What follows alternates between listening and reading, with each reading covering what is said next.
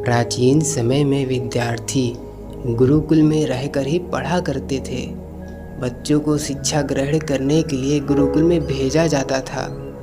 बच्चे गुरुकुल में गुरु के सानिध्य में आश्रम की देखभाल किया करते थे और अध्ययन भी किया करते थे। वरदराज को भी सभी की तरह गुरुकुल भेज दिया गया। वहाँ आश्रम में अपने साथियों के साथ वह घुलने मिलने लगा, लेकिन वह पढ़ने में बहुत ही कमज़ोर था। गुरु जी की कोई भी बात उसके बहुत कम समझ में आती थी। इस कारण सभी के बीच वह उपहास का कारण बनता था। उसके सारे साथी अगली कक्षा में चले गए, लेकिन वो आगे नहीं बढ़ पाया। गुरु जी ने भी आखिर हार मानकर उसे बोला, बेटा वरदराज, मैंने सारे प्रयास करके देख लिए हैं। अब यही उचित होगा कि तुम यहाँ अपना समय बर्बाद मत करो। अपने घर चले जाओ और घर वालों की काम में मदद करो।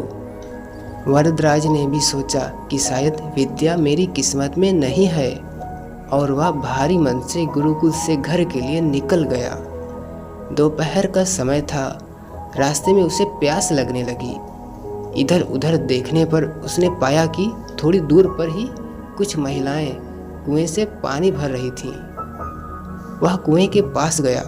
वहां पत्थरों पर रस्सी के आने जाने से निशान बने हुए थे। तो उसने महिलाओं से पूछा, यह निशान आपने कैसे बनाए? तो एक महिला ने जवाब दिया, बेटे, यह निशान हमने नहीं बनाए। यह तो पानी खींचते समय इस कोमल रस्सी के बार बार आने जाने से ठोस पत्थर पर भी ऐसे निशान बन गए हैं। वरदराज सोच में पड़ गया। उसने विचार किया कि जब एक कोमल से रस्सी के बार बार आने जाने से एक ठोस पत्थर पर गहरे निशान बन सकते हैं, तो निरंतर अभ्यास से मैं विद्या ग्रहण क्यों नहीं कर सकता। वरदराज ढेर सारे उत्साह के साथ वापस गुरुकुल आया और अथक कड़ी मेहनत की। गुरुजी ने भी खुश होकर भरपूर सहयोग किया। कुछ ही सालों बाद यही मन बुद्धि बालक वरदराज आगे चलकर संस्कृत व्याकरण का महान विद्वान बना, जिसने लघु सिद्धांत कौमुदी, मध्य सिद्धांत कौमुदी, सार सिद्धांत कौमुदी, गिरवाड़ पद मंजरी की रचना की। दोस्तों, मॉरल ऑफ द स्टोरी क्या है? अभ्यास की शक्ति का तो कहना ही क्या है।